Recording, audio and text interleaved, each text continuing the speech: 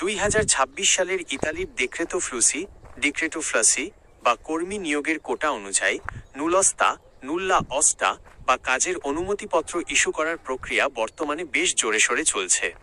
বিশেষ করে জানুয়ারি ও ফেব্রুয়ারি মাসের ক্লিক ডে গুলোর পর এখন অনেক আবেদনকারী তাদের কাঙ্ক্ষিত নুলস্তা হাতে পাচ্ছেন।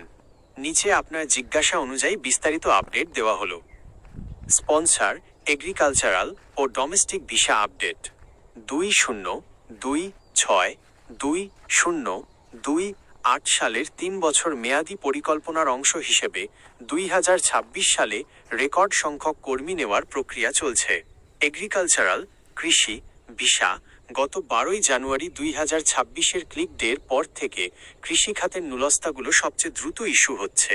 মৌসুমি সিজনাল কাজের জন্য যারা আবেদন করেছেন তাদের অনেকেরই নুলস্তা চলে এসেছে। ডোমেস্টিক গৃহস্থালী কেয়ারগিভার ভিসা 18 ফেব্রুয়ারি 2026 এ ডোমেস্টিক ও ফ্যামিলি অ্যাসিস্ট্যান্ট কোটার ক্লিক ডে অনুষ্ঠিত হয়েছে।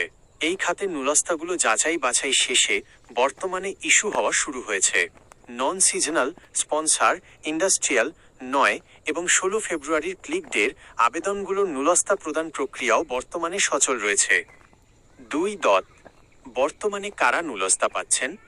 বর্তমানে মূলত তারাই নুলস্তা পাচ্ছেন যারা ক্লিক ডের শুরুর দিকে আবেদন করেছেন, যাদের আবেদন ক্লিক ডের শুরুর কয়েক মিনিটের মধ্যে সফলভাবে জমা হয়েছে।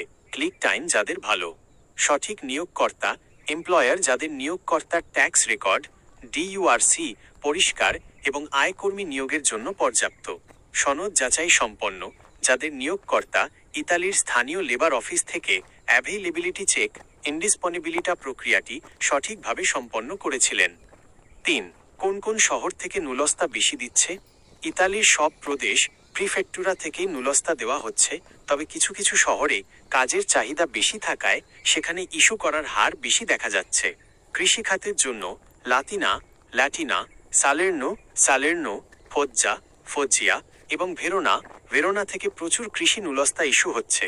ইন্ডাস্ট্রিয়াল ও ডোমেস্টিক খাতের জন্য রোম মিলান নাপোলি এবং ব্রেশিয়া এলাকা থেকে স্পন্সর ও ডোমেস্টিক নুলস্তা আসার খবর পাওয়া যাচ্ছে। 4. জরুরি কিছু তথ্য ভিসা প্রত্যাশীদের জন্য। পেক ইমেইল চেক আপনার নিয়োগকর্তা বা উকিলকে বলুন তাদের পেক সার্টিফাইড ইমেল নিয়মিত চেক করতে, কারণ নুলস্তা এখন ইমেইলের মাধ্যমেই ডিজিটালভাবে পাঠানো হয়। ভেরিফিকেশন নুলস্তা পাওয়ার পর অবশ্যই সেটি কিউআর কোড স্ক্যান করে বা ইতালির স্বরাষ্ট্র মন্ত্রণালয়ের পোর্টালে গিয়ে যাচাই করে নেবেন। বাংলাদেশে ভিএফএস আপডেট নুলস্তা হাতে পাওয়ার পর দেরি না করে ভিএফএস গ্লোবাল এর মাধ্যমে দ্রুত অ্যাপয়েন্টমেন্ট নেওয়ার চেষ্টা করুন, কারণ বর্তমানে অ্যাপয়েন্টমেন্টের বেশ চাপ রয়েছে।